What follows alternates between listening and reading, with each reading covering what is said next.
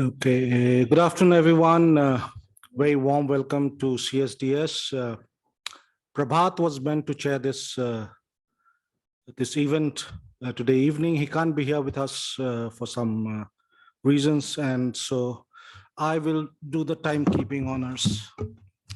Okay, we are very happy to have with us this wonderful book, Contested Representation, Dalits, Popular Hindi Cinema and Public Sphere, by Dhananjay Rai, who's a visiting fellow at CSDS currently and is faculty at Central University of Gujarat, Gandhinagar, where he teaches at the Center for Gandhian Thought and Peace Studies.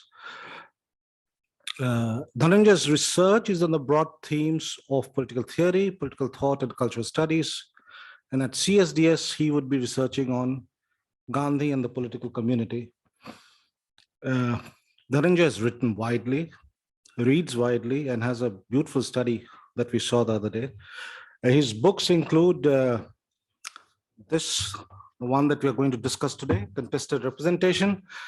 But before this, he's edited several other volumes, including Politics, Essays in Tribute to Randhir Singh, 2018, Nehru or Adhinikta, 2016, Contemporary Indian Political Theory, a Critical Analysis, 2013, and Democracy on the Move, ? Like Partha Chatterjee, ? Always. Reflections on Moments, Promises and Contradictions, which also was 2013, if I'm not mistaken. Dhananjay obviously also publishes very widely in a number of international and national journals. So I'm not going to list all the journals that he writes for, but what is very clear is that we have a very eminent scholar, a beautiful book to discuss, and more importantly, a very eminent panel. So I'll very briefly introduce the panelists for today evening, and in the order that I'll introduce them, they will also be speaking and commenting on the book. As commentators, feel free, don't be polite. This is CSDS. But Sarah Rahman Niazi teaches at School of Culture and Creative Expression, Ambedkar University, Delhi. She's seated here on my left. She worked as a doctoral researcher at the Center for Research and Education in Arts and Media, University of Westminster, where she did a PhD on cinema and the Urdu public sphere, literary imaginaries in the making of film cultures in North India, 1930 to 1950. I think you did that last year. Yeah. Prior to this, Sarah was a senior research fellow at the Indira Gandhi National Center for the Arts, New Delhi. Harish Wankhede, on my left, is assistant professor, Center for Political Studies, Jawaharlal Nehru University, New Delhi. His areas of interest and specialization also include political theory, political institutions, secularism, social justice, and cinema. He's the author of several essays, most recently a very interesting one in EPW on OTT platforms and the new Dalit characters in Indian cinema, and Vagabond Dalit, Social Obligation and the Quest for Freedom in the edited volume, B.R. Ambedkar and Social Transformation, which is published last year. In addition, Dr. Wankhede is a regular columnist, and his articles have been published in a number of newspapers and magazines, including the Indian Express, Mainstream, and Tehelka. Ravikant is Associate Professor at the Center for Study of Developing Societies, Delhi. He's a bilingual historian, writer, and translator. He has studied, researched, and taught modern Indian and world history in various colleges of Delhi University before joining the Center Sarai program in 2000. He is the author of Media Ki Bhasha Leela, New Delhi 2016, and has several edited books to his credit, most recently, English Live, Language Mixing Across Media. So as you can see, the author and the three speakers are all very well qualified to speak on this topic. I'm a historian, but have little to do with cinema, so I'll just keep time. Each one of you has about 15 minutes to speak. So Dhananjay, why don't you introduce the book and then we'll go from there. No, I'm fine. I'm okay.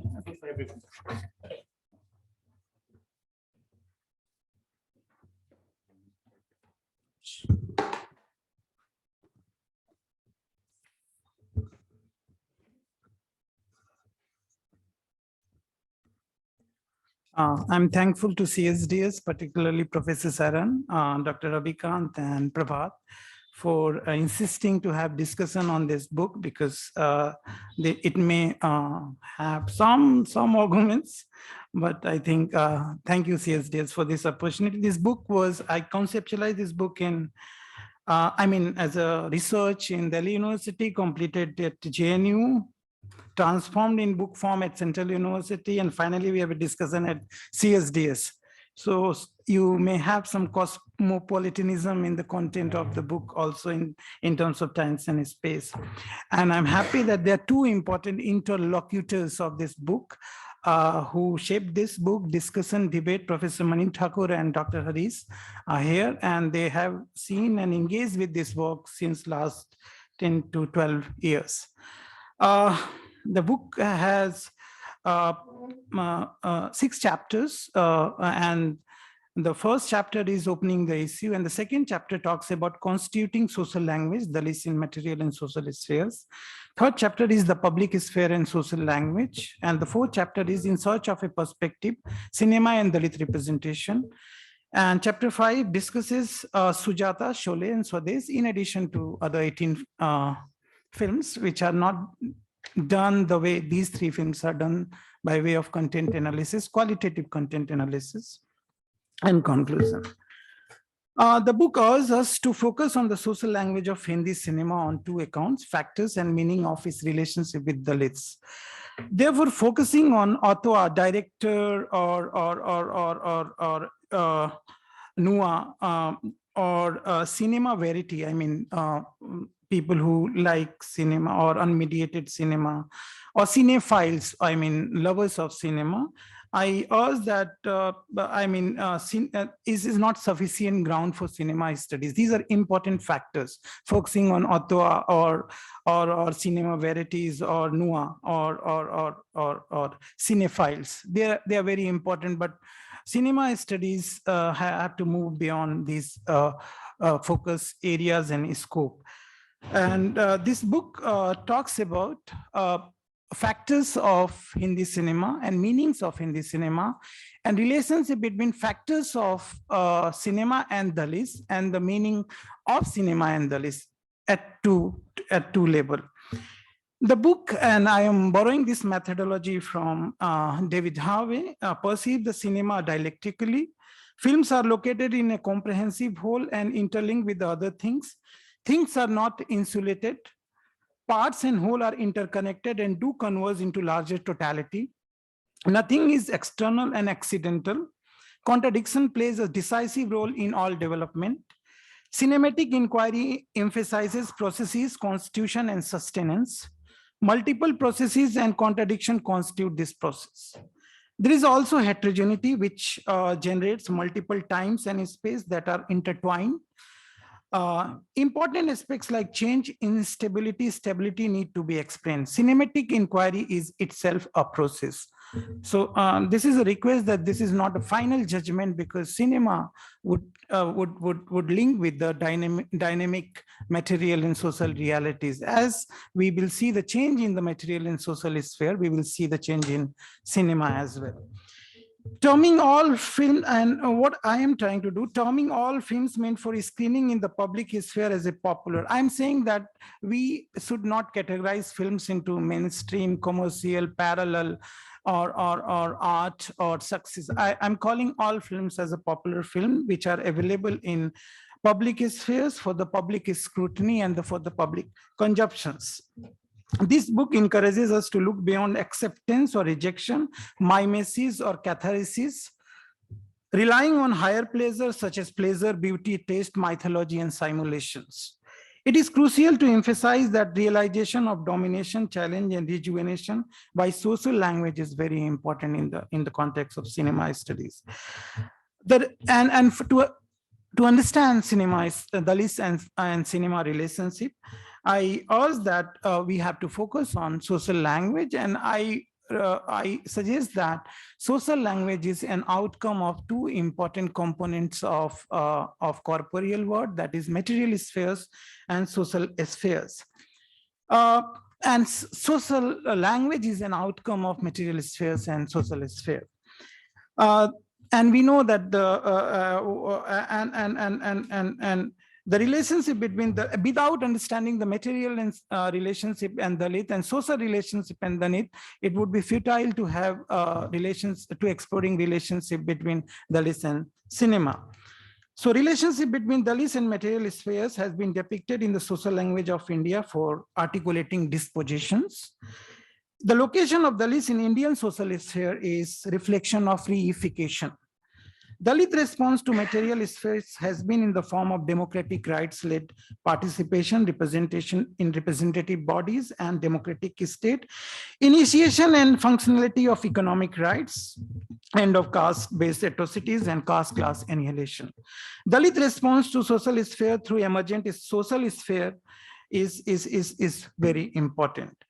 Social language of Dalit movements can be located in art, literature, painting, films, theater, songs, stories, symbols, sign, novels, myths, gestures, sculptures, popular writing, poetry, painting, tamasha, jalsas, art exhibition, folk beliefs, folklore, literature, literary conferences, theater, and various forms occupying an important construction method like lavani, pavada, tamasha, and all are very important signposts.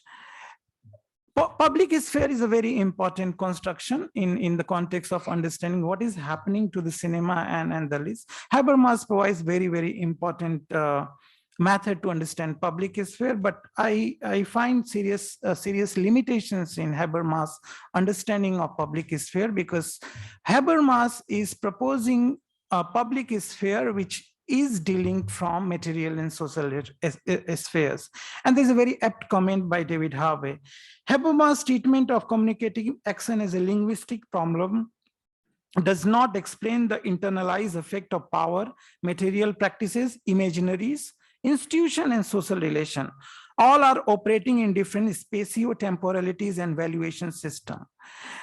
Thereafter, what I have done, I have analyzed 6 important perspectives on cinema studies. Cinema modernity tradition is one school.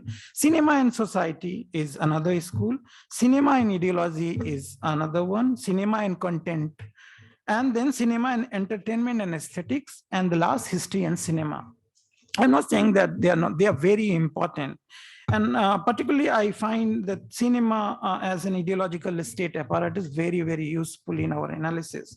But what I do, that I suggest some of the modification in the existing framework to understand relationship between Dalits and cinema.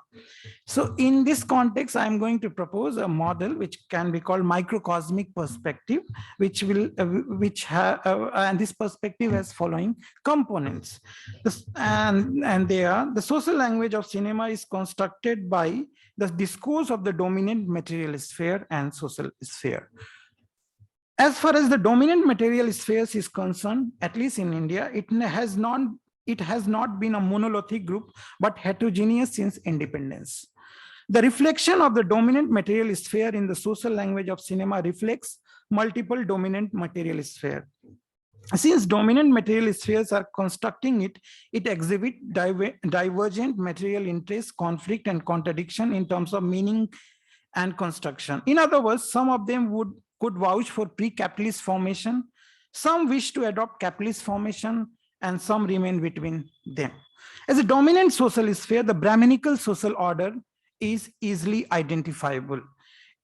Its social domination and resultant construction of social structure remain largely dominant phenomena. In other words, unlike multiple dominant material spheres in India, there is a more or less single dominant social force operating in India, and that is the Brahminical social. Therefore, the social language of Hindi cinema remains a predominantly singular, homogeneous reflection of the social sphere of India. As a result, the functioning of both the material sphere and the social sphere germinates a very complex phenomena. There is an intra-conflict amongst dominant material forces, whereas dominant social has remained for the most part Brahminical social language, and its percolating power in terms of strengthening caste remain unequivocal. The contest among dominant material discourse create the mediated sphere. Due to this, as far as a depiction of material sphere is concerned, there is a creation of relative autonomous sphere in Hindi cinema. Since we have heterogeneous material sphere, we have some heterogeneity in terms of material sphere, which is represented in Hindi cinema, where you will find certain Dalits representation. But what is happening when it comes to social, the social remains singular, Brahminical social, as in real life as in Hindi cinema. So there are 8 stages to understand Hindi cinema. Particularly Dalits. Firstly, the problems are foregrounded in the social language of Hindi cinema, material and social. Secondly, problems are depicted under the shadow of multipolarity of dominant material sphere and mainly under the singularity of dominant social sphere, which is the Brahminical social order. Thirdly, the foregrounding of the problem is followed by the solution and reconciliation. In cinematic social language, the solution is an intrinsic aspect. In other words, cinematic social language, while highlighting different contradiction in the narrative, also provide the solution. Often the solution takes place in the form of reconciliation.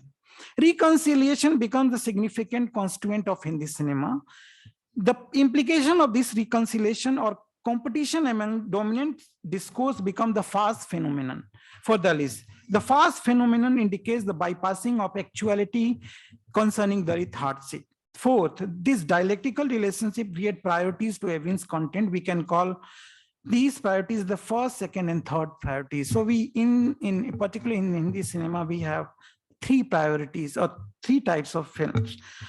This leads to either relegated representation or forceful abdication of third priority, because first and second priority do get maximum opportunity, where and the third priority, which could be an emergent social language by Dalit discourse or the discourses from the margin, has always occupied the last space.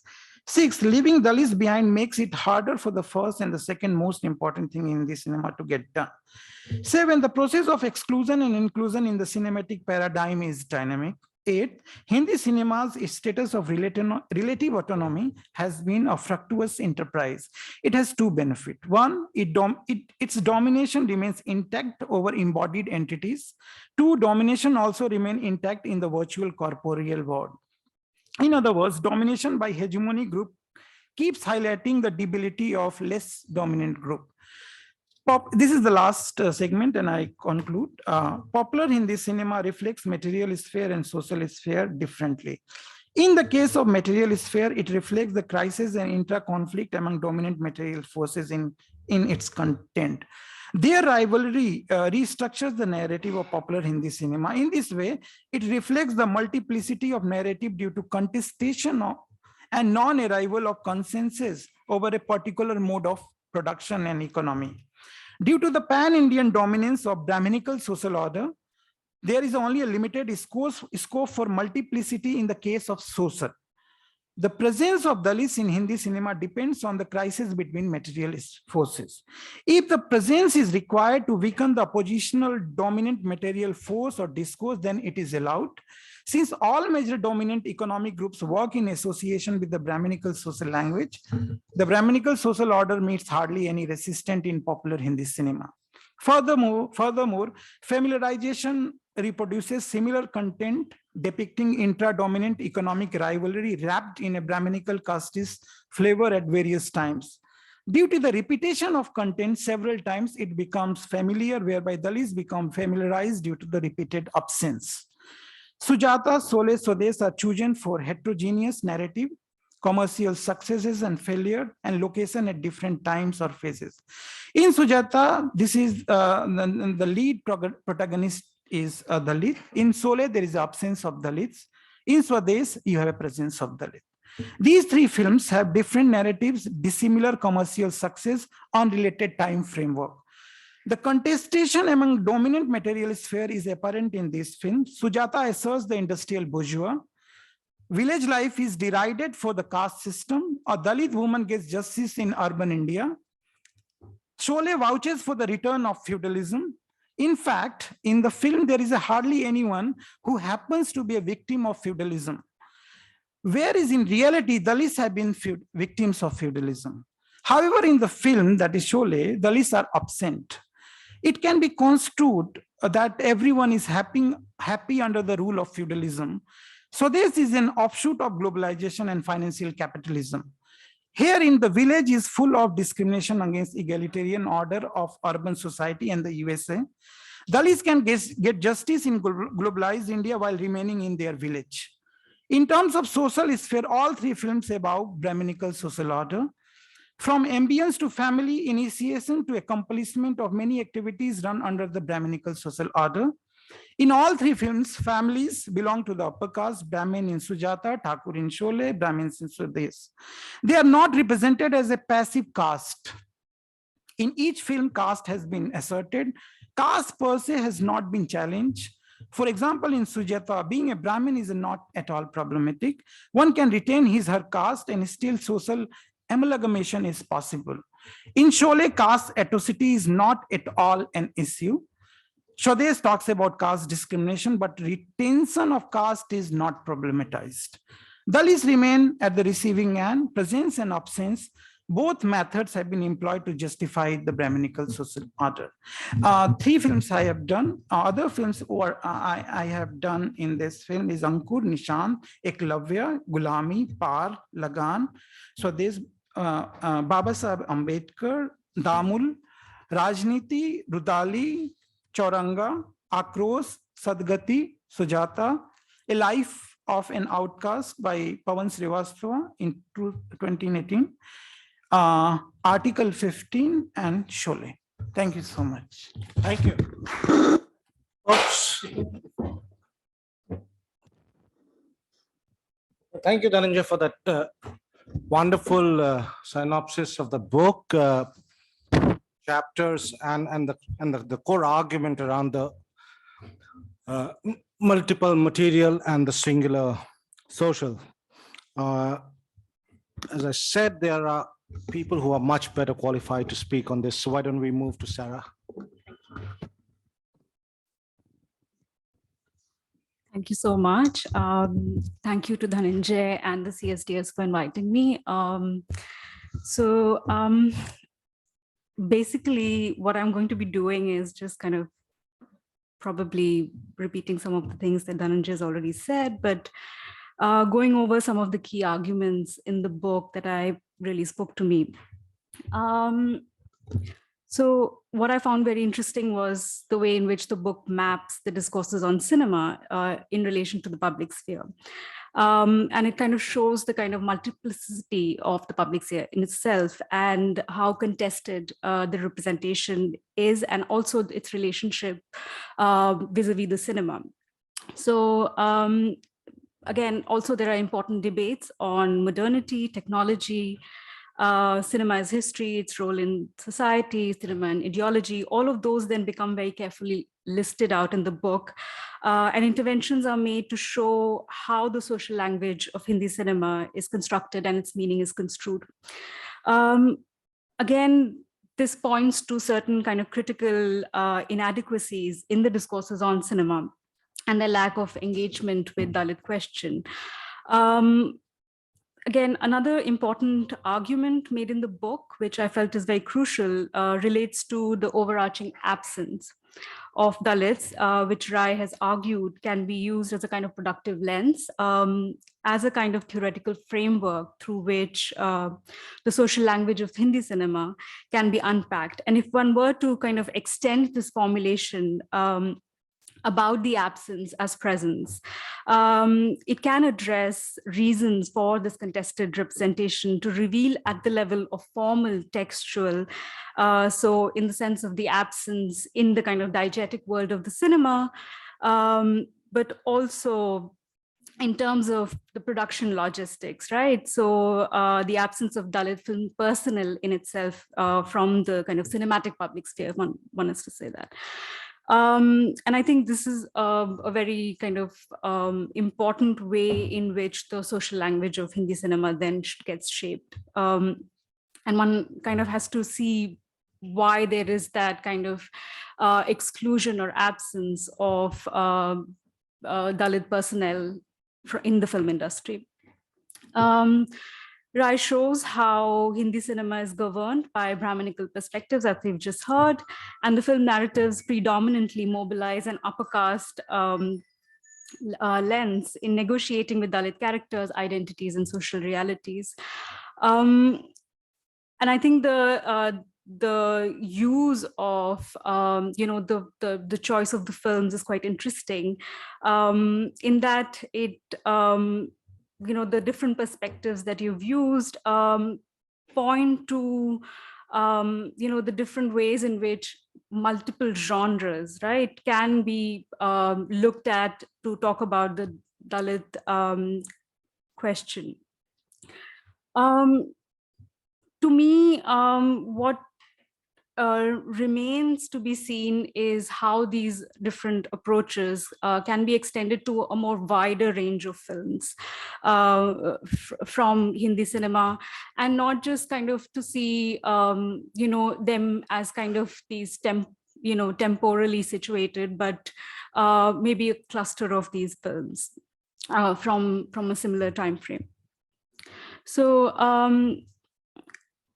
an important critique of Hindi cinema recognizes that even films where caste appears, so such as Achut Kanya, it is reduced to a kind of individual story rather than a kind of systemic structural problem. And this remains consistent in many of the films that you've also kind of discussed, the three films primarily. Through your reading of the films, in the book argues that a strong framework of reconciliation operates in the films. So resolution, as we've heard, often maintains the status quo. But what about the possibilities of disruption or rupture? And moments when this very status quo is challenged, however, briefly. And I asked this question borrowing from work on critical race theories and perspectives on representation of marginal communities, where theorists, for instance, have looked at queering cinema as a kind of means to reclaim cinema, to reassess its aesthetics and politics. So for example, there's work by Gayatri Gopinath, for example, talks about queering Bollywood. And she really looks at a lot of, kind of seminal films from the 90s and 80s, such as Hum Aapke Hain Kaun, for example, to see if queer identities and queer representation is possible in a kind of largely heteronormative patriarchal world. So I'm just kind of thinking out loud, to be honest. So how does the hegemonic Brahminical worldview get punctured, if at all, through an alternative reading of cinema? What essentially I'm asking is if there is any possibility of mapping Dalit audiences, for example, and their consumption of such a cinema. And perhaps this would lead us away from a kind of deterministic reading of Hindi cinema to look more closely at the role of, say, genre and melodrama and other formal aspects of Hindi cinema, which, despite its kind of ideological underpinnings, are a source of pleasure and entertainment. In addition, can this framework of analysis that you offer be used to critique a series of contemporary films? For instance, contemporary filmmakers such as Neeraj Khaiwan, among others, are reworking the very kind of paradigm of Dalit representation and asking very pertinent and challenging questions about who can represent the Dalit, and if so, how. So a recent short film, for example, called The Discreet Charm of the Savarnas, which was directed by Rajesh Rajamani. It's a short film which is available on YouTube. It's a kind of satirical film where the narrative evolves around the search for an actor who can play a Dalit character. It shows and satirizes the patronizing attitudes of upper caste protagonists who remain entrenched in their upper caste identities and biases, despite the kind of liberal wokeness that they constantly display. So again, more recently, we see a kind of shift, however minuscule it is, in the way that filmmakers are beginning to question caste and breaking away from the stereotypes that, that emerge through the social language of Hindi cinema all of this while, such as, Gili Pucci from Ajib Dastan. And then again, to kind of segue for Harish to talk about, maybe I've been thinking about the OTT platforms and what the kind of the influx of certain kind of capital and a certain kind of availability of platforms can do to changing the social language of Hindi cinema.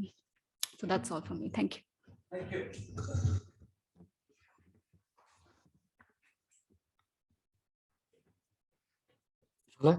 Okay, thank you. Now, of course, reading Dhananjay's work is, for me at least, always tough work. Why? Because probably I thought that Hindi cinema and the term that often been used to watch Hindi cinema, something called popular. That popular means that it should be massy, it should be available for everyone, and it can be understood in a layman's language. When you read Dhananjay's work, it is not for a normal human. it is you need to be educated in some place, some good place, and then probably you'll understand his language and concepts and categories. And so it is a kind of a niche area in which Dhananjay works. And therefore, of course, he works on popular, but there is some kind of exclusivity of language in which he articulates his positions. But I love Dhananjay's work, means we are friends for a very long time. And the book that he has published is, of course, a very welcoming addition in the kind of discourse that are going on now, mainly on cinema and on caste. It's a kind of very nascent area. Very few people are working on this idea, mainly caste, Dalit, and cinema. And therefore, probably it is one of the first of its kind which contemplates, think about cinema, Dalits, and what are the kind of a theoretical relationship one can draw from these aspects. So it's a wonderful work, and I welcome this particular work, and I believe that it can start a bigger discussion and discourse on this particular theme.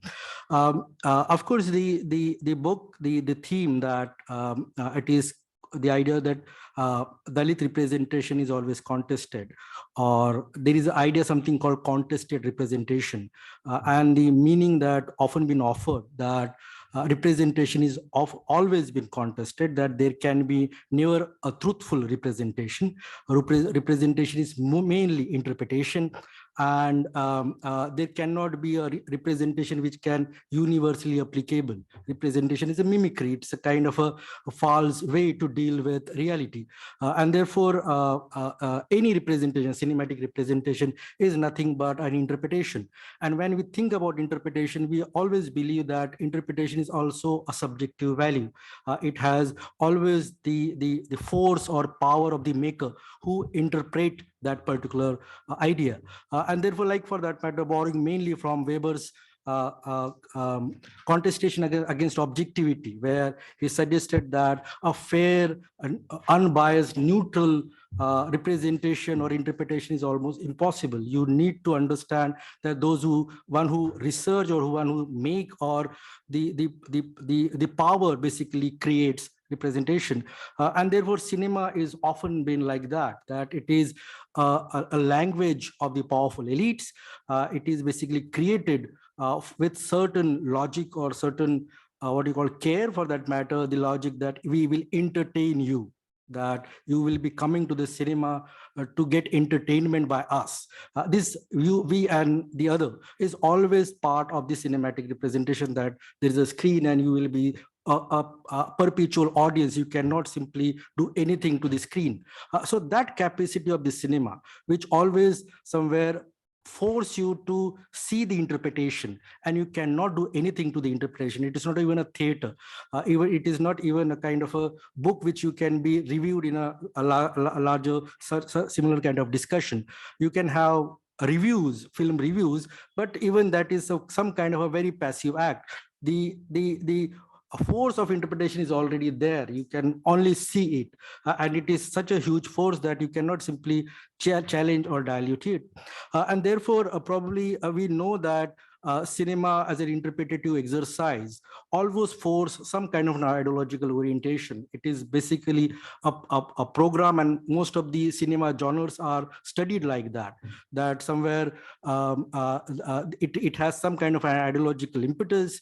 It is dealing with, like in Dhananjay's work, the suggestion that it has some kind of Brahmanical gaze. It is the power of the elites, social elites, which dominates the overall all genres of cinematic representation. And therefore, there is nothing great in understanding how cinema has been representing the marginalized communities. They are, of course, we know that the idea that Dalits are often been absent, or even when they are present, they are mainly stereotyped, mal-represented, or even there's some kind of peripheral assessment about their location on screen. So we all have that kind of an understanding that cinema has this kind of a very, very categorical understanding about marginalized communities.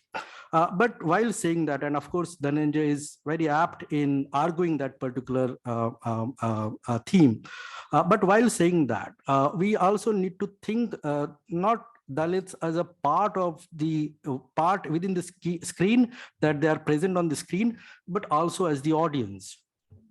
And probably that part is a little bit missing in this work. That Dalits are basically audience of cinema, marginalized communities in general, and as an audience, what they expect, okay, from cinema. Do you think that being a Dalit audience, there is a continuous perpetual quest from the cinema makers that they should be represented on the screen? Okay, that when they go to this cinema hall, they want that they should be, the film should be about their lives. Okay, do you think that there is a Dalit quest like that? That when we watch cinema, when we go to watch DDLJ or Diwar or Brahmastra, do you think that there is an expectation from a Dalit audience that this cinema, this film should represent their voices and their concerns? Okay, so somewhere one has to first underline the relationship between the Dalit audience and the cinema. I believe that somewhere there is an aspirational class. The cinema goers are aspirational, and their aspirations are probably not political or ideological oriented, but probably as a normal cinema goers, that they wanted to have a little fun, entertainment, like watching DDLJ. Dilwale Dulhaniya Le Jayenge, when you watch, probably you will not feel that you are not represented in the film. It is a kind of a happy story to connect with and to enjoy for that matter. And probably cinema for a very, very long time become part of the Dalit world with this particular constituency, this particular psychological quest, that there is a secular space where we enter, probably it will not be speaking about social realities or actualities of the terrible life, but it will provide some kind of a mythical, fictional, grand, mystical world, which will entertain them for a time's sake. And that will be the kind of a relationship which most of the audience seek when they enter to cinema hall. And therefore, probably this particular aspiration that Dalits seek some kind of a middle class solace, kind of a solace to engage with cinema, that they are willing to see cinema with that kind of an aspirational value, that they wanted to entertain themselves. And probably therefore the criticism that often come up is basically an intellectual criticism, that what are you doing with the Dalit question? Why Dalits are not represented on the screen? Why you are not talking about caste, suggesting that this secular representation on screen is basically a upper caste hegemonic orientation, that you are basically dealing mainly with your own world and not discussing the caste or the Dalit life. So that problem is an intellectual problem. But I think somewhere one has to also acknowledge that, do you think that the Dalit audience also acknowledge this particular problem? Okay, and probably that is an important consideration to start with. Second is, of course, on the representation, as Sarah also suggested the same line, that probably the way we thinking about the absence and the larger claim that most of the Hindi cinema mainly about the absence of the caste issues, particularly the Dalit issues, is of course a valid argument. But if somebody propose that what will happen if I will provide you enough evidences or even cases that this, what will you do with those cases? Like when Sarah was suggesting about Ghaiwan, Masan or other films, what do you think that the way your book provide a kind of a uh, systematic way to deal with certain cases, like the three major cases in your book. Do you think that that apparatus is applicable, that model is applicable to many other cases that are available? Okay, what will happen if you start inquiring about Hindi cinema post 1990s, post globalization, and the plethora of new films that are now coming up, which somewhere disturb the larger stereotypes under which cinema has been studied? Like for that matter, let me give you three sets of films. Okay, starting with 1994's Dr. Babasaheb Ambedkar, his biography, Jabbar Patel's film, and Guddu Rangila, Subhash Kapoor's film. Both the films, we will find that probably for the first time, there is an arrival of what they call a mainstream Dalit hero, or a hero for that matter, a hero in a Dalit body. That of course there were heroes, but the social body was always upper caste. And probably hardly any time we can see that the hero is conceptualized by using a Dalit body. And probably Babasaheb Ambedkar's film somewhere promoted that particular idea that a Dalit hero can be a centerpiece of the larger storytelling, and one can see him as a major figure.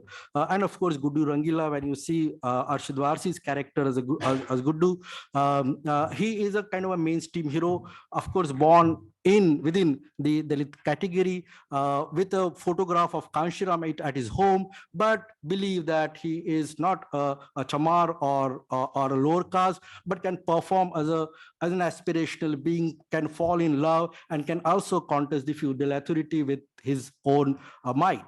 And that kind of a characterization is a very kind of a disturbing character. And that arrival of what they call a Dalit hero is one of the major change that post-globalization period has witnessed. Probably we cannot expect that in 60s or 70s, that kind of a heroic value is available to the Dalit body.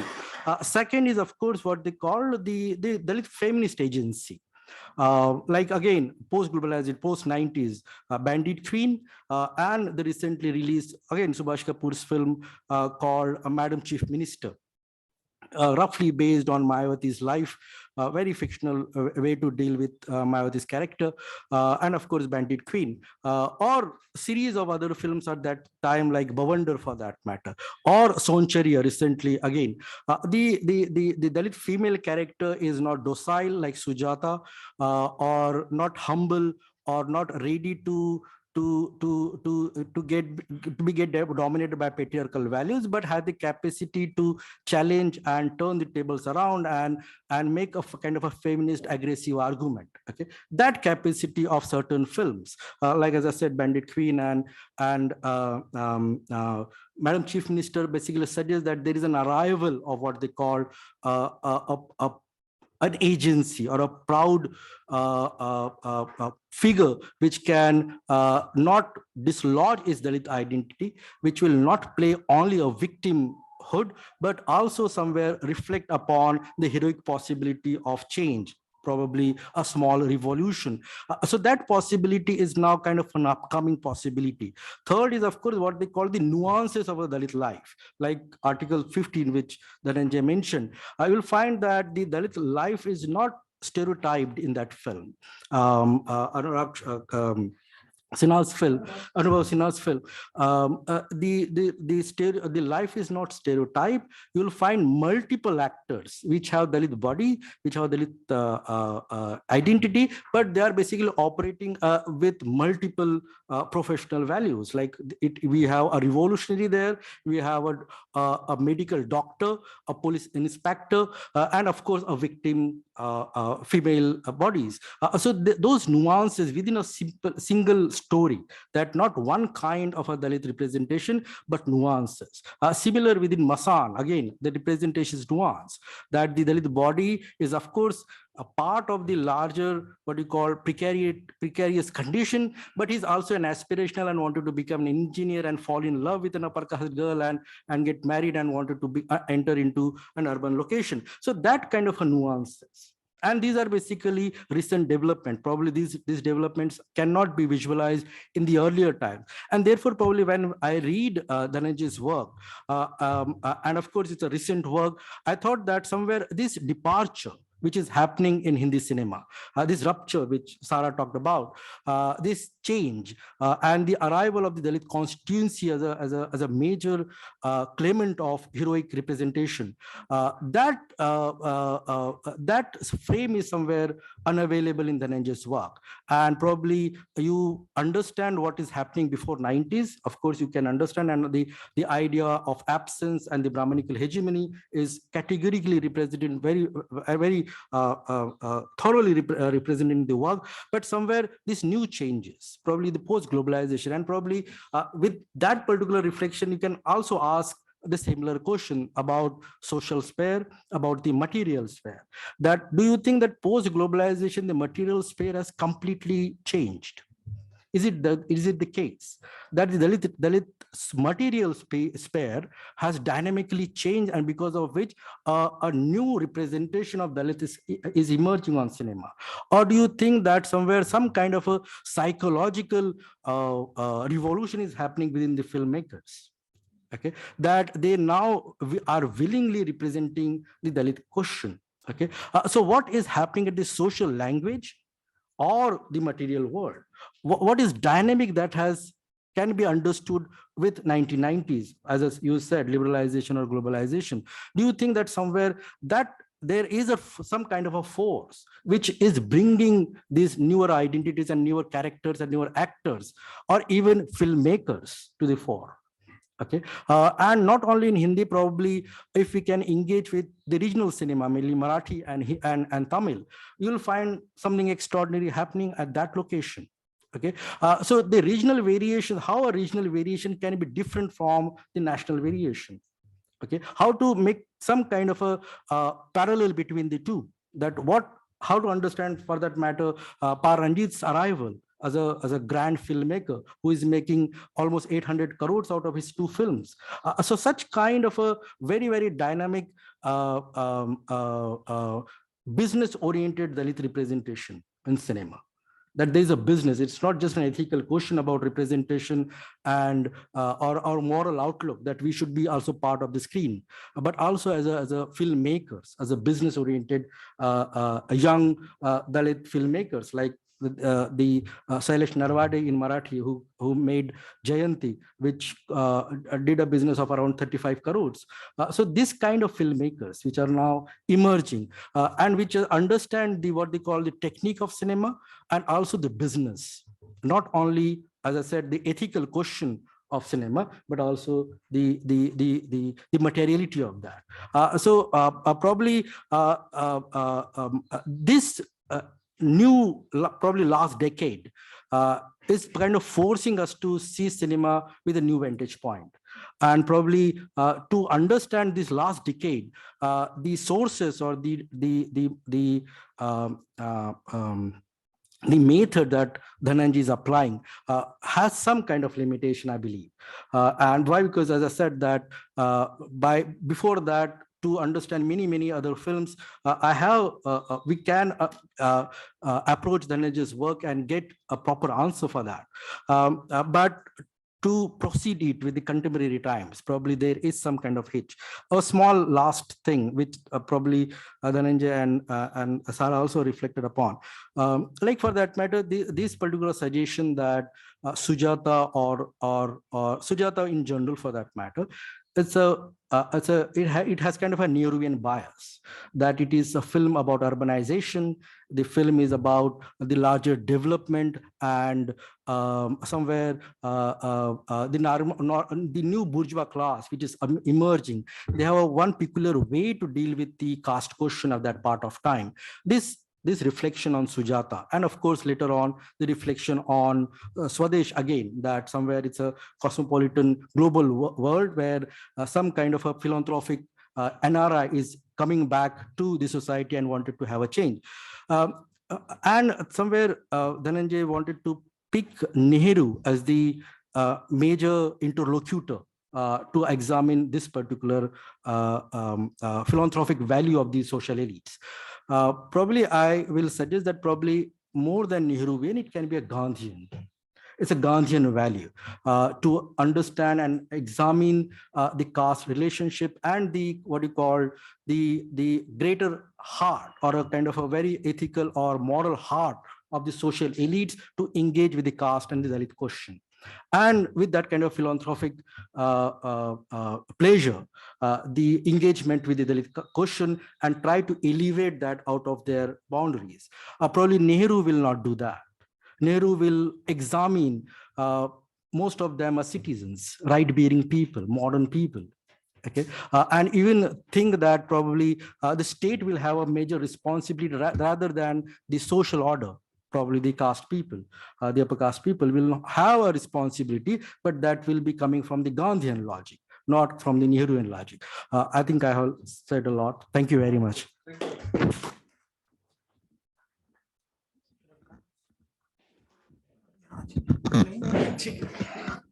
Okay.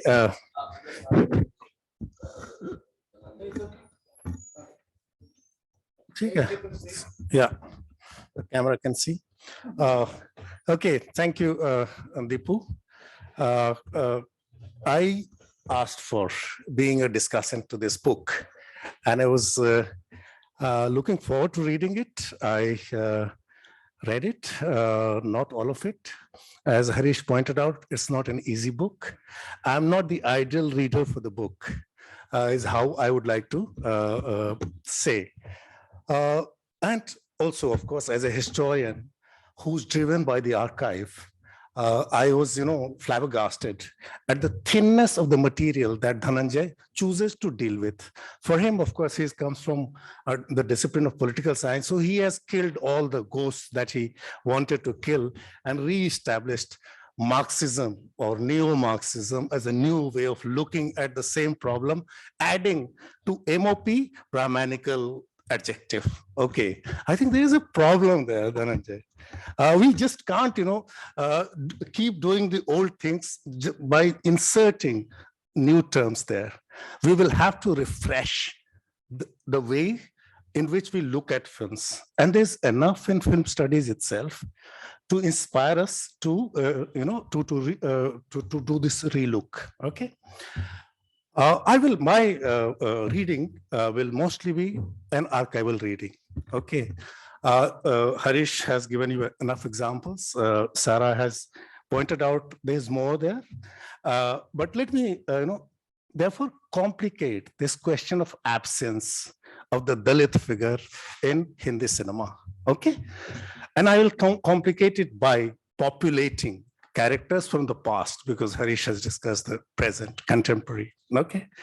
This, because I read The Wire, I read the, and you have the journalistic pieces appearing every now and then, that finally cinema has found Dalits, okay? As a historian of cinema, I immediately go back to my, archive and see, of course, a lot of these films are gone.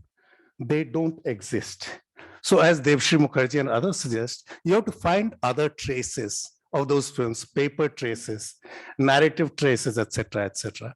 I try to do that as part of my exercise called Googling cast in Hindi cinema.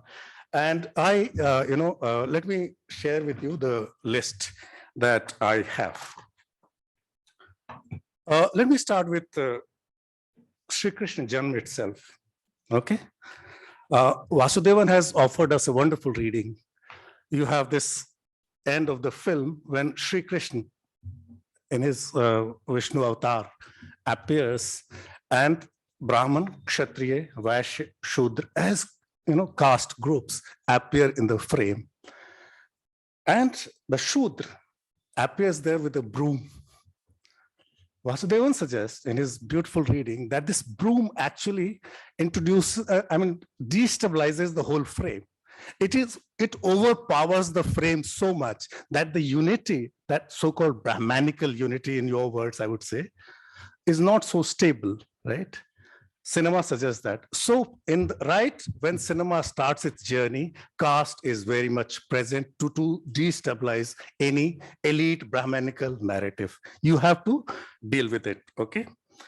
Chandidas, okay? Devki Bose. The hero is a Dalit. The heroine is an upper caste person. And their love happens in the temple, okay? Devki Bose, another film, Kabhi, both in Bangla and in Hindi, but Bangla version, where the Dalit character is not allowed to participate in what is called Kaubiyal. Okay, Kaubiyal is a competition, public competition between poets. So Brahmins would not allow this guy. Ultimately, he's so talented that he overpowers. He's allowed to perform, and there's a lot of ridicule of the Brahmins, right? Why do we have so much of ridicule that Brahmins face throughout Hindi cinema? That is one question I want to ask. Where does that come from? Is there something to think about? It's true. There's an absence. Cinema does not say, I'm going to talk about Dalits and the non-Savarnas and non-upper caste, etc. in film A or film B. But why is that so? Do you think there's a community censorship at work? Isn't it? There's so many instances where caste names were used in cinema very clearly, and then the filmmakers had to withdraw because particular groups or communities, and Rajendra Singh Bedi has written about it. So many people have written about it. But still, it's not absent is what I'm trying to. Jeevan Prabhat, Achut Kanya was mentioned, but there's a film called Achut, in which Gohar, the superstar of the time, right? And if we haven't seen the film, but this Gohar with her broom is available all across the pages of Film India in 37, 38, as a film which was being announced and advertised, etc., etc. Paru, Nichanagar, Vidya, okay, where the hero is as much Nehruvian as he is an Ambedkarite character. Even though, this question needs to be asked. When does Ambedkar come on the walls of offices in Hindi cinema? So it's complicating absence because you have Nehru, you have Gandhi, you have Patel, and you have several others, right, coming. When does Ambedkar make his presence is an interesting question. But Vidya, Unch Neech, Maharshi Valmiki is a very interesting story. Also, which punctures this, cinema as this classic bourgeois, form, where there's no space because the makers declare themselves as workers of a particular. Bhalji Pendharkar was the director, but it's written clearly, all the workers have produced this film. What kind of imagination was at work when they were making this film and showing the credit like they did, Okay. Char Dil Char Rahe, you do mention in your footnote. Jagte Raho. I want to ask you, we must go beyond the positivist frames. Caste has not to be announced always. There are constraints. So caste, where can we find caste? Do we have to look at the houses? Do we have to look at the food? Do we have to look at the languages? Do we have to look at the relations that particular humans, inhabit in particular families and across, in the village itself. What about, you talked Sholay. Sholay is very easy, right? What about the Dakats? You don't discuss Dakats at all. What about the Daku films? All of them. What is the cast of these characters who are, Phulan Devi is an obvious example, of course. But all these Daku films and their anti-Thakur rhetoric, okay? So, Teen Batti Char Rasta, avowedly anti-caste film, okay? Meena Kumari plays the role of a Chamarin in that film. Parakh, very important. Shailendra wrote the dialogues for this film. Shailendra, who could not profess his own caste. We had a discussion in this room where, Shailendra's daughter, right? You are witness. She said, no, we won't identify his caste. We don't call him out by his caste. So there is an issue. There has been an issue, of course. Also because he was IPTA, he was Marxist, etc., etc. Caste was not in the frame, was not part of the frame. But he wrote the dialogues and also wrote important passages where caste is important, including the temple entry issue. Which brings me to a film like Kan Kan Mein Bhagwan. This is the last film I thought I would, see caste in. But the film starts with a temple entry issue. The Brahman, is not allowing the Dalit to enter the temple, etc., etc. Similarly, Pet Pyar Aur Paap, then whole lot of Muslim socials. You do mention, once again in the footnotes, Asman Mahal, right? What about Saudagar? Even the Islamicate cultures wala never mentioned this film, okay? Where Amitabh Bachchan is a toddy tapper, right? What is the caste of this Muslim character from Bengal, right? From where the story is taken, okay? Similarly, a film like Dalit, talking about Dalit protagonists, okay? A film like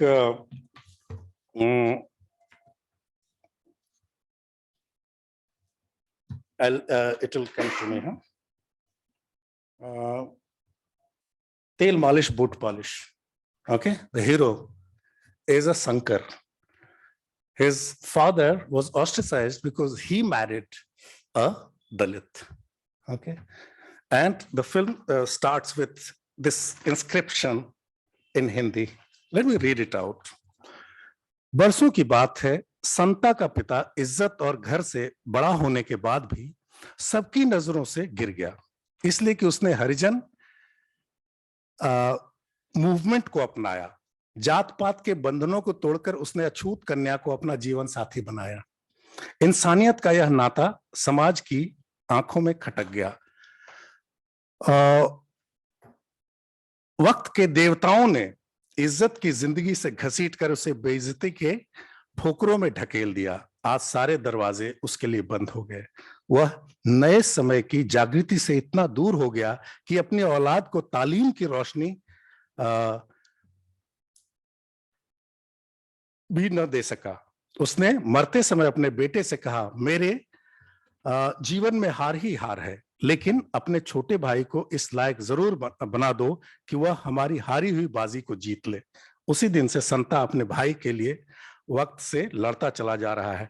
वह तेल मालिश, boot polish करके अपने भाई को पढ़ा रहा है। So much of strands from Dalit politics come into this character.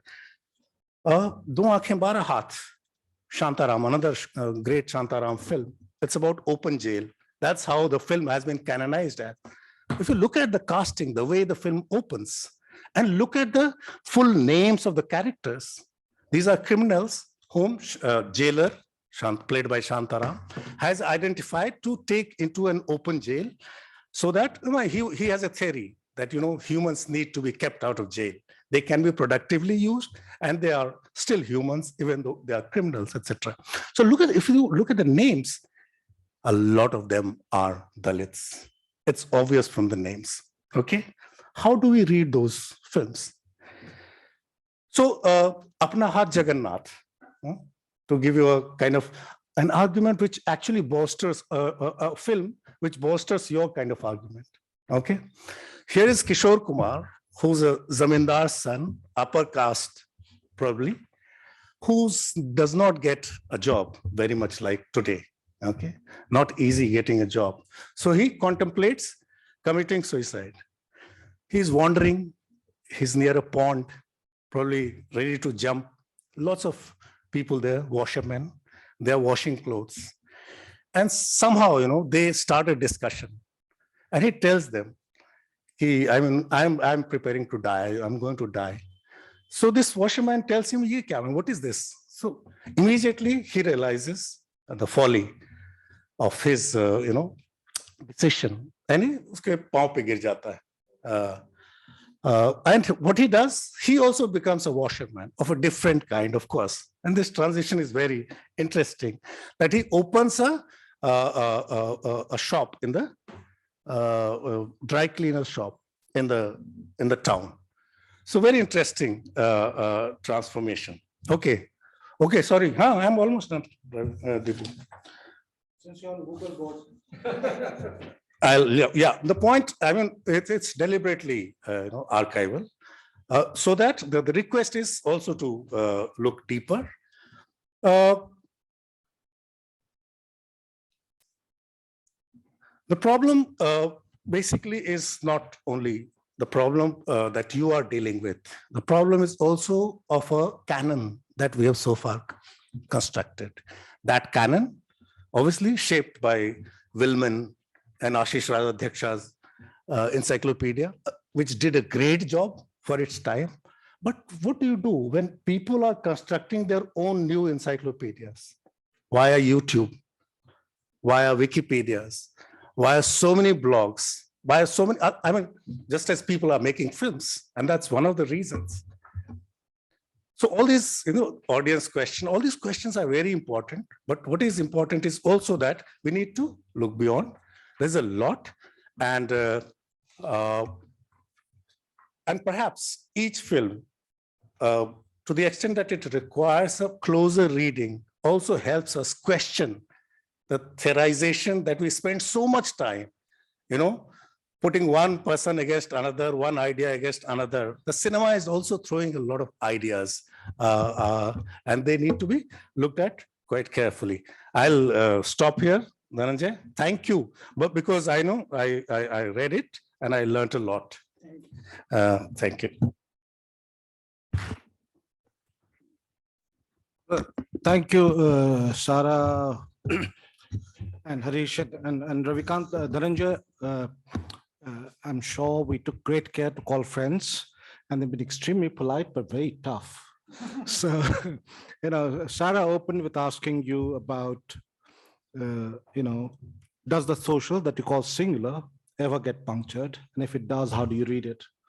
Harish asked about the audience, which was a big part of what to expect in the cinema and who expects what, but also whether narratives of Dalit life have changed over time. And if so, how does one read that? And so Ravikant decided to go the other way and say that it was always there. The question is, again, one of how do you read cinema? And is it possible and always good to read cinema ideologically? Or whether there are other ways of reading cinema that you can deploy to ask questions about caste, but also about possibly gender and other issues that one wants to ask about. So on that note, why don't you take the first go? And then we'll wait for people who are on Zoom or Facebook to ask their questions, and we'll take them one by one. How much time do I have? It's your book, your time. No. Thank you. Thank you for very important comments. And I think that I will not comment on all comments because I have to think about those comments very seriously. And I think there could be one additional writing on some of the comments which are very important. Broadly, if I take all of you, and I think I find more or less somehow some of the similar arguments are important in all of you. In this book, I have written what I'm going to do. So what I have not done, I'll do in the future. Then The ground clearing. so fine. So if I have not done empirical side or audience, and that possibility is there, but I am away from the empirical sides of Dalit tools. Not right. I have engaged at least 20 forms of empirical sites, which are also part of social language of Dalits, and they are important. Only Dalit audience per se would decide, or I mean, can we call Dalit movements as an important site, or various theoretical tool offers by Dalit movement is also important site? Yes, I do engage with that, but this particular technical part, we can do it later. The book engages post-colonial state, so I'm not concerned with the pre-colonial films, and I'm not doing that. I mean, and there's a reason for that. I don't think that the British India, the nature of British state and the post-colonial state are same. So I have not taken 47 or films before made before 47. And this is unexplored domain. I mean, when you have Raja Harishchandra or when you have Falke industry, I call Falke industry, the first page is of Falke, by the way. This is 2015 Moral, one of the largest in Mumbai MTNL building. Yeah. So when you had Falke's late social languages, you had another important development was also taking an Ambedkar's development. Look at the language concern and the conquest. Look at the proposal and alternative in films led by Falke and social language led by Ambedkar. And 70s, 80s, 1920s, 25 are very important. We cannot discount those important. And there should be some work. What kind of social language by religious film was constructed by Falke, and Ambedkar was offering alternative to that. There should be some parallel reflection, which I had commented somehow, but that needs full length debate and discussion. I'm not saying that popular Hindi cinema is one. I'm saying there are three priorities: first, second, and third. And this is very easy, according to my framework, to answer that whatever films you are talking about, you have a presence of Dalits or Dalit concern is due to the crisis of material sphere. This is as per my framework. I'm not, and very easy. My question is that those films are challenging Brahminical social sphere or not? I have my different opinion. 1990s onwards, do we see shift in? This is interesting, and I have my different opinion. When you have, and my position is this, that from 90s onwards, you have more Brahminical social language due to the rise of religious fundamentalism. And I see the reflection of religious fundamentalism combined with the Brahminical social in Hindi cinema. I mean, we cannot say that post-90s cinema is becoming more democratic when we see there is a rise of religious fundamentalism and impacting the social language of Hindi cinema. I see that there is a presence. I'm not saying there's no presence. There is a presence.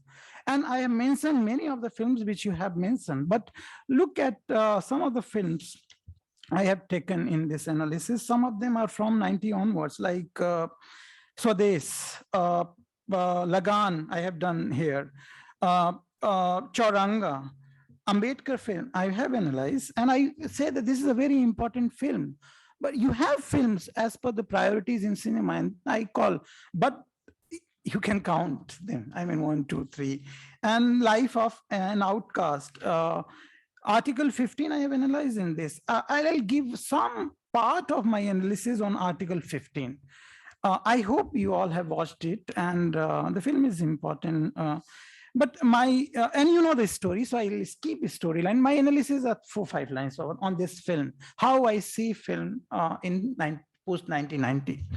And I'm not saying there is no rupture, there is no possibility of it. There's always possibility, and people are struggling to fight for the emergence of emergent language. And I'm not saying that people are just reproducing dominant language or alternative language in Williams' framework. People are actually fighting for the emergent social language, new languages. But what is happening in the name of presence, and presence is itself is not mysterious or spiritual. It is very much there. I'm not doing positivist reading, but there is a presence which needs demystification. So in Article 15, after historians, this is analysis. The film makes the audience uncomfortable, Article 15, with discrimination and humiliation, not completely rooting out the structure of exploitation and discrimination is compromised. The state-led intervention and social movements are entirely detached in the film. Indeed, the film is without movement. This is the first resolution in the film. The statist discourse does not challenge dominant material and social sphere. Rural is problematic. The problem is concerning caste and discrimination. One can retain the caste, but discrimination is a problem. This is the second resolution in Article 15. So some of the films which you have referred, I think they're important, and I am saying that I will look at them very closely. But what we could have done, that there could have been a screening of some of the films or some of the footage, and then the interpretation of this framework can be tested whether the framework is feasible or not in terms of rupturing or disrupting, or it is a co-opting in Brahminical social. So I take suggestions seriously, and I will work on my limitations. Thank you. There's a Q&A box. There's a question there. What percentage of Dalit directors, producers, and actresses, actors in Hindi cinema, and what position they're holding in comparison to other castes? Well, I would think on behalf of Dhananjay that would require some other kind of research, but more quantitative kind of research. You know, we have a colleague, senior colleague Ashish Nandi, who has this expression, "Bhai, sab kuch ek hi kitab mein to nahi milega." So, you know, that would require a different kind. But it's an important thing to ask. It's been done for media as a whole. We know that there are now a lot of surveys done of how many people from what caste populate the media landscape, and there's no reason not to ask similar questions of the film industry. So I'm not saying the question is not important, but probably not from within this book. If there are no other questions, I will have my 1 minute comment. Dhananjay, you did a great job defending yourself. So my comment is not from your book, but it's something that I always figure out whether you could ever have a theoretical answer to the kind of question of how you read. So for instance, you know, all of us work, or most of us work in university settings. Now you can choose to focus on what vice chancellors do, or you can choose to focus on how each classroom is different and what each teacher brings to the classroom. And I think sometimes, you know, trying to find a theoretical resolution to this conundrum doesn't work. I mean, you have to make your choice. What are you looking for? Are you looking for the ruptures? Because you can always say that, you know, for all the ruptures, patriarchy stays. For all the ruptures, caste stays. So I don't think it's going to be resolved at that level. So it actually means, what do you do with what you're looking at? So those were my non-filmic comments. But thank you very much. I enjoyed seeing the book, reading the book. Most certainly enjoy having him around. He's here for another 2 years. And so thank you very much. And oops, there was one long comment. Let's read it out from another. I'm interested in the manner in which cinema and representation has emerged. It appears from the summary the author and the respondents have placed before us. The question of social language and on-screen presence of characters functions as a trace of caste. I wonder, however, if it is useful to think in terms of the question of technology of cinema and the way in which caste emerges through that, if at all. In that sense, I'm thinking of the ways in which caste emerges on screen through the body, gesture, technology, and whether this may not complicate our understanding of the way in which representation itself is understood. This strand of questioning emerges from the intersection of cinema studies and critical race theory, for example, how photography lighting can be skewed towards work with fair-skinned bodies and not dark bodies, not dark-skinned ones. Are there possible such frameworks that can be developed for Hindi cinema? And then one from Parvez, can we say that Bollywood cinema cultivates polarized sensibility? On those two questions, we will not let you go so easily. Regarding first, I think, yeah, it is possible. Can we say that Bollywood cinema, actually what happened, there was a discussion long back when I was doing my PhD, and one scholar says that cinema is a great friend, and the scholar is not from cinema studies. I'm afraid of cinema studies also. So the scholar is not from cinema studies. I'm also not from cinema studies. Fine. So the scholar says that cinema is great friend of Muslims. And I said that that's fine, but what does it explain? I mean, how come? When we see the polarization on identitarian and religious line across public sphere, how come cinema remains sensitive and to the cause of Muslims? So her answer was not answer. I mean, she didn't reply to that question.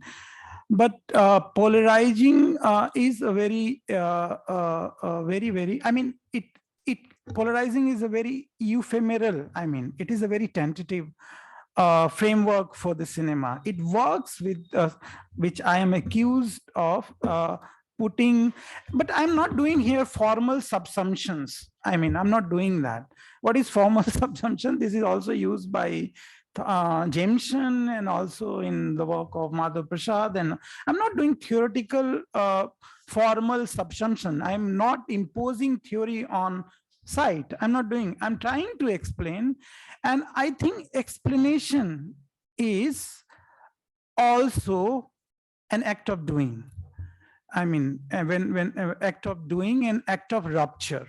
So rupture, when I say that this is a Brahminical practice or this is a Brahminical social, I'm also doing rupture. I mean, it doesn't need to come through the presence of some particular way or particular character. I mean, analysis itself should be the rupture of entire brand called Bollywood or Bombay cinema. So I agree to Parvez that, but it is not just polarizing. It is more than that. I just want to make one line, one statement. Okay, just one. One line. You know, being a social historian of cinema, we also need to look at how cinema itself as a form was an untouchable category. And how it, tried to develop some sort of respectability for itself, and how it became a refuge for so many people who were discarded from print domain and other domains as the 20th century progressed. Last word is always with the author. Any last word? You can thank your audience. Okay. Oh, sorry, there are people in the room who. Yeah, that's something I think if there is no hurry. Yeah, there is no hurry. There's no hurry. Please.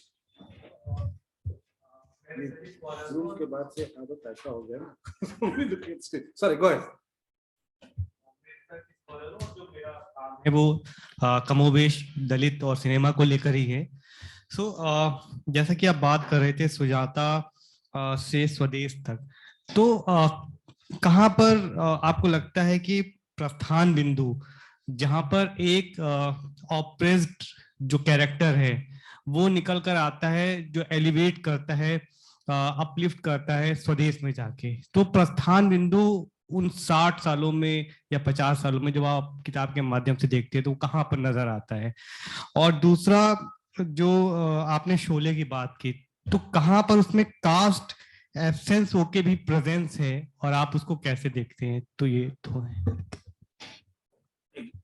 Let's see if there are other questions. Any other hands that we can see? Why don't you go ahead and then we'll come to Dinesh. Oh, Dinesh, go ahead. Actually, thank you for all wonderful comments and wonderful book. I haven't read the book, but I will definitely read it later. maybe the answer to my question can be found by reading the book. So it's up to you to answer the question. Dalits have been portrayed from different angles in Hindi cinema, which we can see from popular cinema to parallel cinema. If want to take names, can take names like Sadgati, Par, Damul, etc. and Akros, etc. In parallel cinema, we see the struggle of Dalits, sympathy, and betrayal against them. But in popular cinema, they are portrayed with pity. But ज़्यादातर. Questions have been raised about the portrayal of women, Dalits, and minorities in literature and cinema. And now this question is also arising, as Sarah said, who is playing Dalit character and who is making films based on Dalits, women, and minorities questions.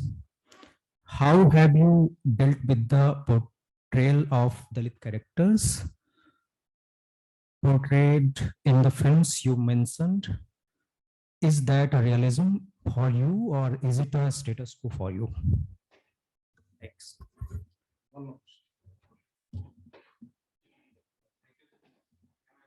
Yes. So I just wanted to ask you, how do you see caste? For instance, there is a hint that you are seeing caste from a demonian perspective, wherein caste is something which is superior, spiritual authority is superior to the material power, and no material change can change your status. And that is why this distinction which you are continuously making, that whether cinema is ending up being challenging the Brahminical social order, or does it stop at the moment when it only challenges the material sphere or material power? So isn't it this conceptualization of caste wherein the spiritual authority cannot be changed with the material power is itself problematic? Yeah. For instance, it assumes that even if you get material mobility, it cannot change your social status. That is the demonian kind of understanding. But we see recent writings which says and which challenges this idea that no, this material prosperity can itself be a mode through which this status can be challenged. So that is my question. We'll come back. We'll come back in a second. Can you take 3 questions? What you have said, I am saying exactly. I'm not saying opposite. I mean, I am making social sphere and material sphere very important part of corporeal world, and both reflect the construction of social language. I'm by the way, I don't take his position of this binary between superior Brahmina and the empirical. I don't take his position of the kind of sociology and formulation he has for the caste. I'm not doing that. I'm saying that, of course, material conditions are important. And this is the position of very dominant position within Marxism, which I agree. But I am bringing back social sphere along with the material sphere for the understanding of the social language. And therefore, if you look at the book, there are 4 divisions within the Marxism, Marx to Lenin to Mao to one. Then I see some problematic also in Althusser and Gramsci, where material and culture is very important in Gramsci, but the culture is a part, is an epiphenomenon of material and thus guiding also material. I'm not doing that. I'm also not doing Adorno. I agree with the culture industry and the formulation of entire critical school, Adorno, Kumar, Benjamin, to Habermas, to many others. But what I'm doing, that the formulation of culture industry is very, very important, but it appears that they could not congruent material and social sphere together to understand social language of the culture industry. That is one. Regarding, entire book is on this, that how caste, and if you ask me one film, whatever name you have mentioned, I have analyzed on that. I think realism is a very mild word. I'm not using realism with it. I'm saying that cinema, somehow Hindi cinema is operating through the crisis of material spheres and the singular domination of the Brahminical social. It doesn't mean that there's no challenge, there's no rupture, but this is the situation how I would like to prove. I have tried to understand. I may be wrong, but this is my conclusion at this juncture. First question, प्रस्थान बिंदु अगर आप कह रहे हैं कि Sujata, actually Sholay पे ज्यादा थोड़ा बात कर सकते हैं, दोनों के बारे में एनालिसिस है। एक थी पार्टी जिसका नाम था स्वतंत्र पार्टी, शायद सबको पता होगा, पॉलिटिकल साइंस में तो सबको पता होता है।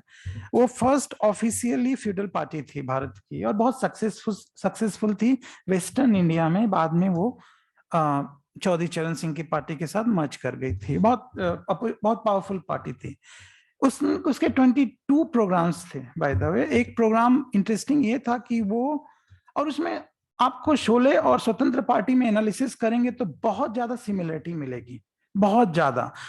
मुझे लग रहा है कि I don't know, this is my hindsight, that so whether anyone from Sholay team did know the Swatantra Party's 22 manifesto, because whatever they are mentioning is present in terms of social harmony, and what is that? There should be no land distribution according to the Swatantra Party claim, because it will disturb the harmonious relation within villages.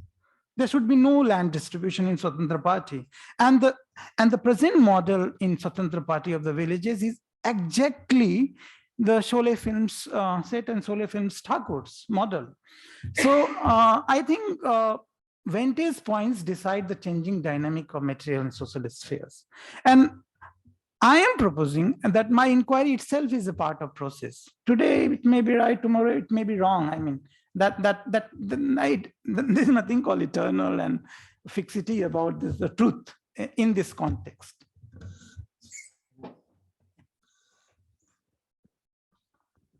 Thank you. No, one is, of course, a small comment on Sholay. Like, for that matter, Sholay can be seen as a Gandhian film again.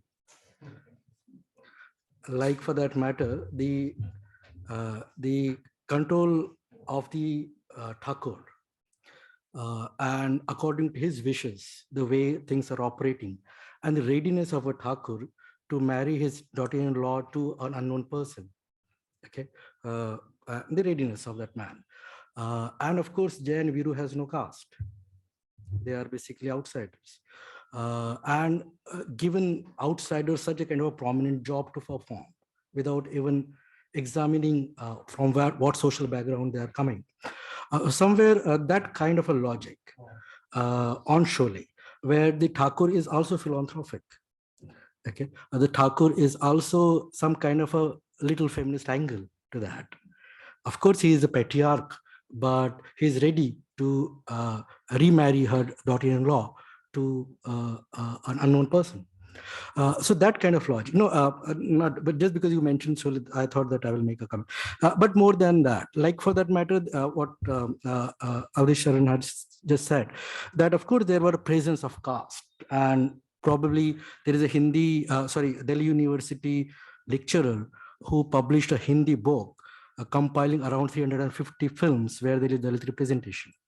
Hindi book, 350 odd films, and the way sir has kind of acknowledged that.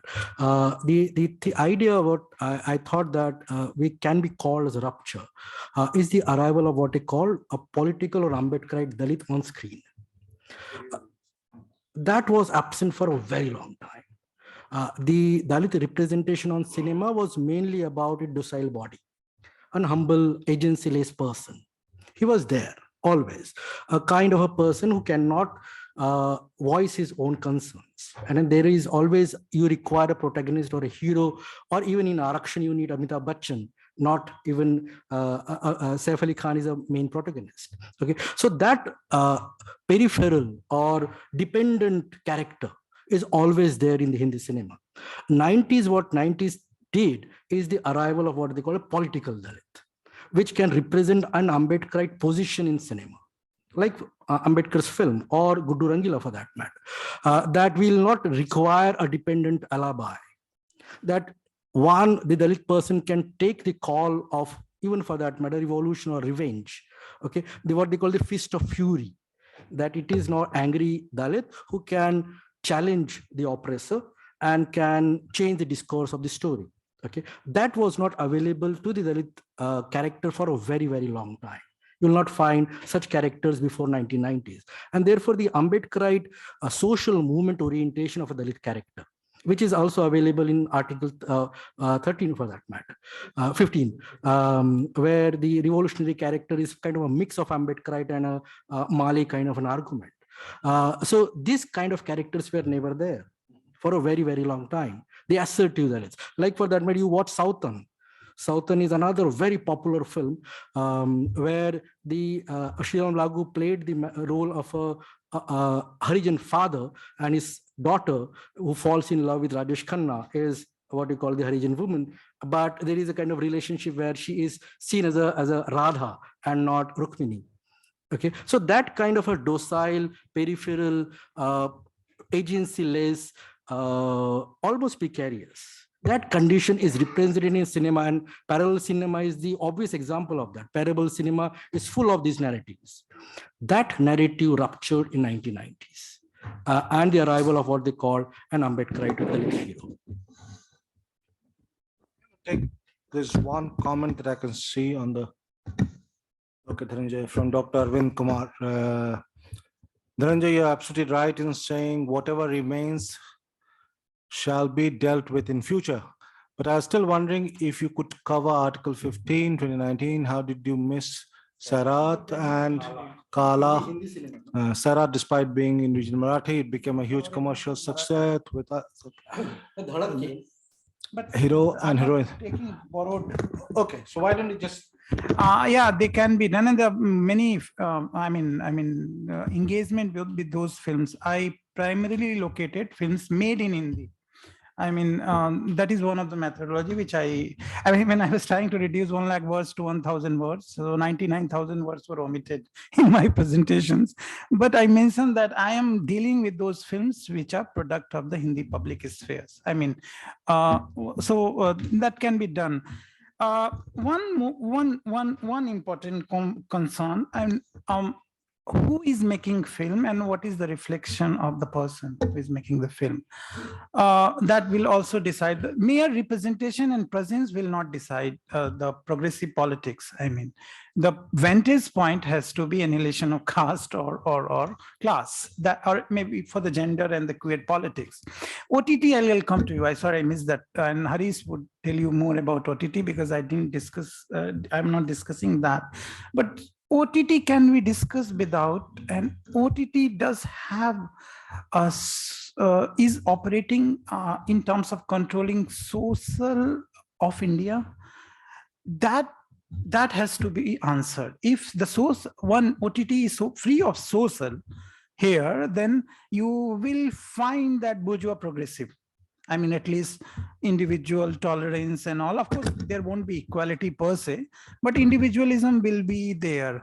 I have not done OTT in that manner, but this is my answer. Just some comment on who is making film and what is the outcome. There's Akros Ajay Devgan 2010, and focuses on honor killing Priyadarshan 2010, if I'm right.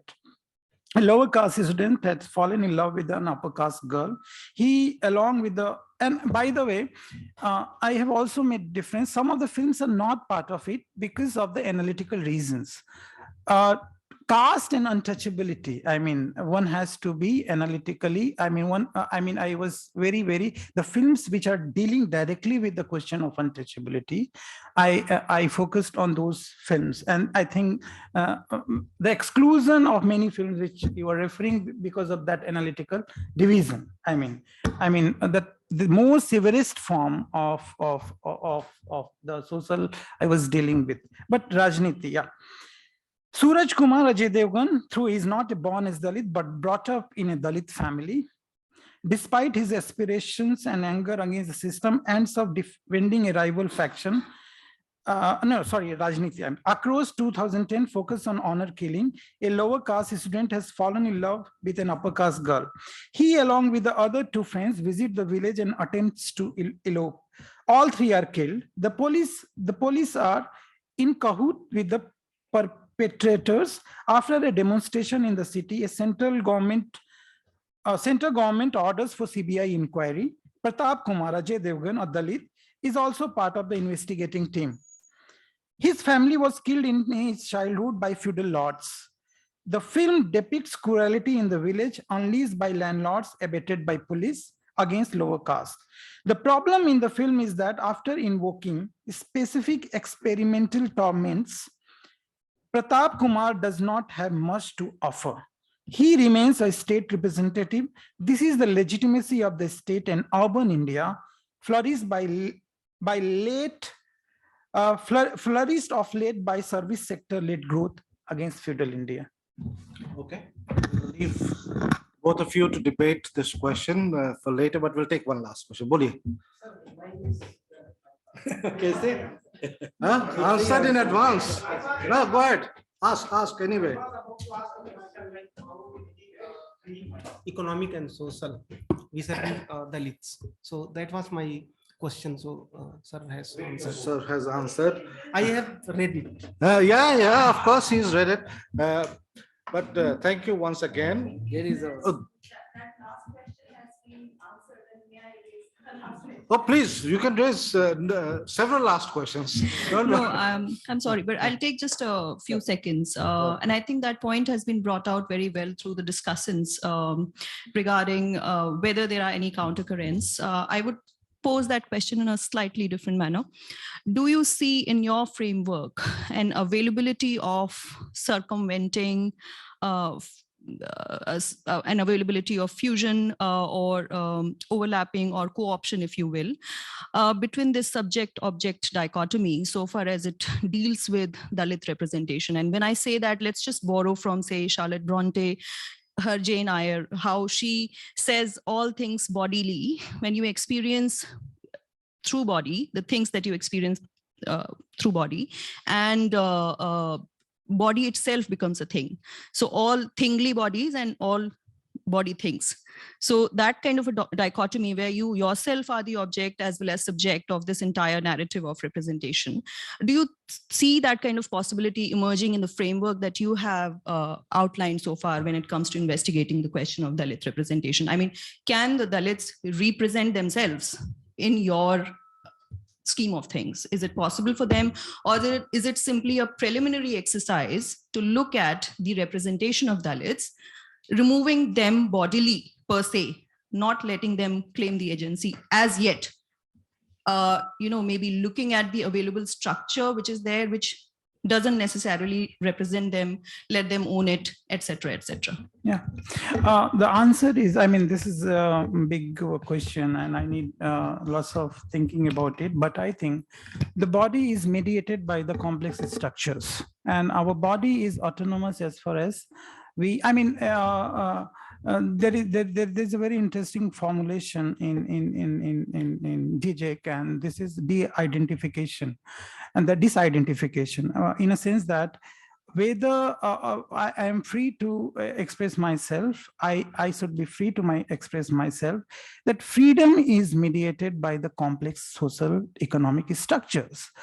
And this is my answer, that even the question of representation is very important, but it is taking place in complete and very formidable capitalist and casteist society, where we have to see the kind of representation and the nature of representation by the Dalit. Of course, body can represent and has to represent, but is that autonomy available?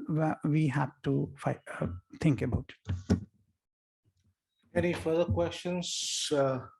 Any more hands? Supervisor साहब तो sir से बोले पूछिए sir कुछ तो बोलिए. There is a central point that is missing in the discussion. And that's what I would like to ask you. The central concern is there a theory that you are proposing to understand cinema? And as a social scientist, I mean, you are claiming that you are not a film study wala. You may be a Dalit study wala if you want to claim, but I would be more interested in how can we use cinema as a resource for understanding social dynamics? And the gaze has to be reversed in a way. Like I find literature a very powerful tool to understand what is happening and what might happen. So does cinema also give us that kind of clue? Can you tell me that cinema in, say, before 90s was already hinting that there could be a massive Ambedkarite movement on the screen in times to come? Was there some kind of contradiction that was in your social and in the material that was emerging in the real life, also being reflected, the tension was being reflected in the real life?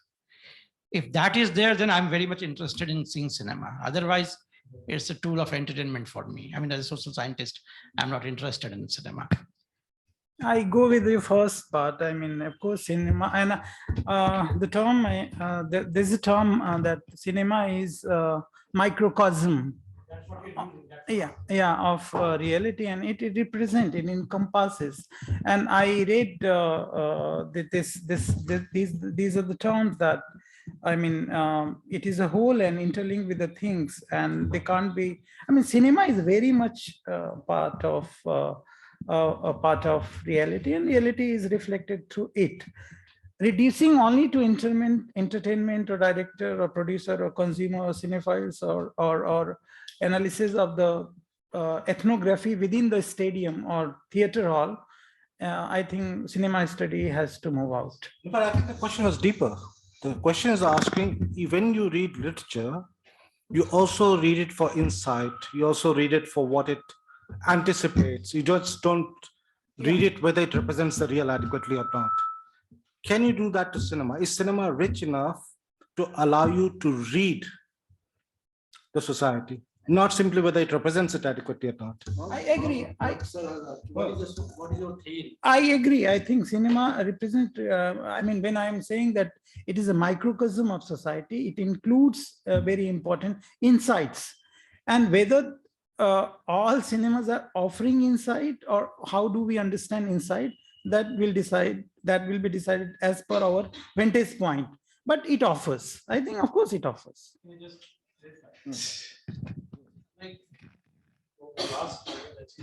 There is a problem when you are treating this as ideological state apparatus, but then there's no agency of cinema itself. That is lost. No, I'm going beyond that. I'm not taking Althusser's position. Let me clarify that. So, for instance, if I have to read Soleil, I will read very differently.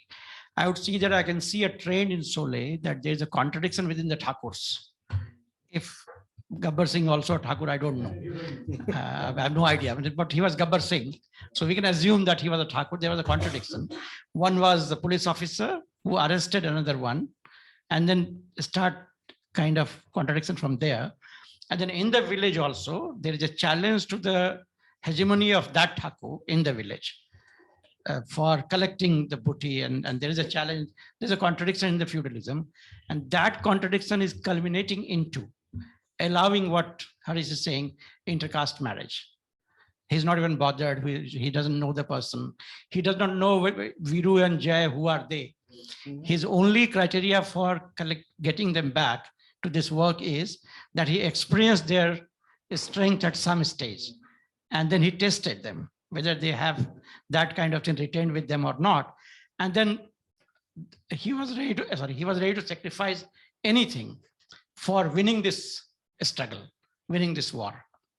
So one can read that it was showing us an emerging trend, and that I will be interested in seeing if that is a possibility in your theory, the theory of cinema that you are trying to propose. I think the theory is the most crucial thing. The minor details can be worked out, or minor deviations could always be there in here and there.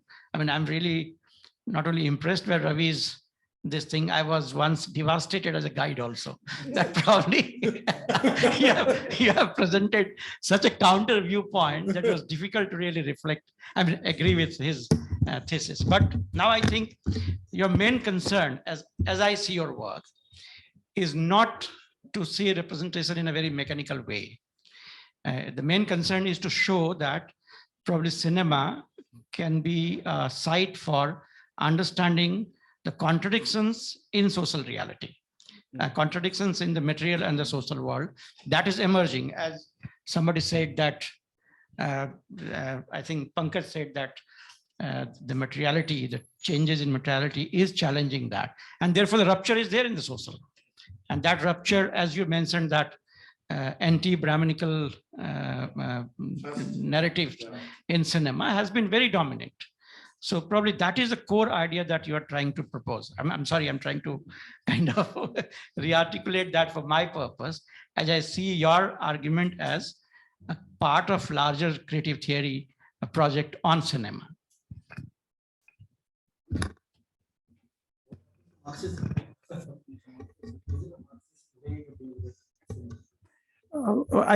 Can you just also take Prabhat? I think cinema can be read as a text of social reality, but that can be done through reading the Script. Okay. I mean, I will go beyond this script model because the script itself is a product of our material social condition. So,